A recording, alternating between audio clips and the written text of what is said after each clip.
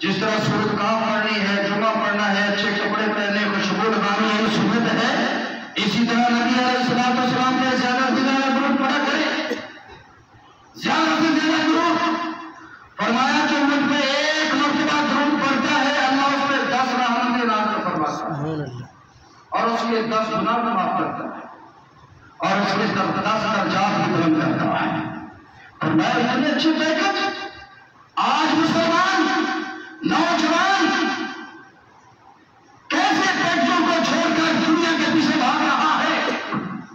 نبی علیہ السلام نے فرمایا علاقہ اکبر میں پورے بندھن سفید الشیاطین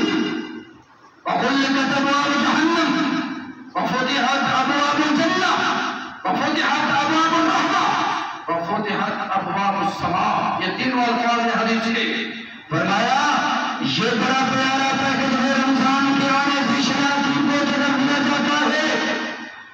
لیکن گناہ اسی طرح کیوں؟ اللہ نے سرکش شیطان کو تو جگہ دیا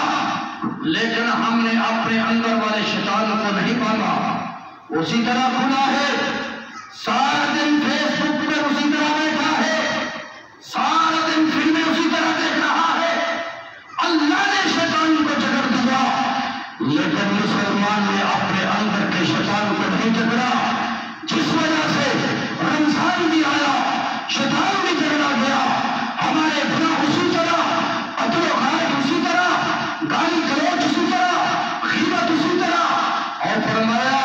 وَغُلِّقَتْ أَبْوَابُ جَهَنَّمَ، اللہ جہنم کے دروازے بند کر دیتا ہے، آگ کے دروازے بند ہو گئے، لیکن آج تیری زبان کے لہجوں کی آنکھ اسی طرح بھڑکتی رہی، تیری زبان کے لہجوں کی آنکھ ایک دوسرے کو اسی طرح بھڑکتی رہی، لڑتی رہی، اور تیرے دل کی حسد کی آنکھ اسی طرح جلتی رہی، تیرے دل کی آنکھ اسی طرح جلتی رہی حسد کی آنکھ میں، اور تو نے اپنے بھائی کی دشمنی میں وہ کام کر ڈالے، کبیرہ کے اندر شامل ہو گیا۔ حضرات جب تک ہم اپنے لہجوں کی آگ کو ختم نہیں کریں گے، اپنی حسد کی آگ کو نرم نہیں کریں گے، اپنے اعمال کے اندر، اپنے کردار کے اندر نرمی نہیں لائیں گے تو اللہ کی جہنم تو ضرور بند ہے، لیکن انسان اپنی زبان کی جہنم کو بھڑکا رہا ہے۔ اور پھر رحمت کے دروازے کھل گئے۔ آئیے رمضان میں کیسے اللہ رحمتیں کرتا ہے، ان رحمتوں کو سمیٹیے، ان پیکج کا استعمال کیجیے، اور نوجوان روزے کی حالت میں فون کا پیکج لگا کر وقت پاس کرنے کے لیے روزہ اچھا گزر جائے، سارا دن نیٹ پر بیٹھنے والے، سارا دن ٹائم ضائع کرنے والے، موبائل پہ گیمیں کھیلنے والے، تمہیں کیوں نظر یہ پیکج نہیں آتا کہ آئیے اللہ کے قرآن کی طرف قرآن پڑھیے، رمضان کے روزے کی حالت میں اللہ کا ذکر کیجیے۔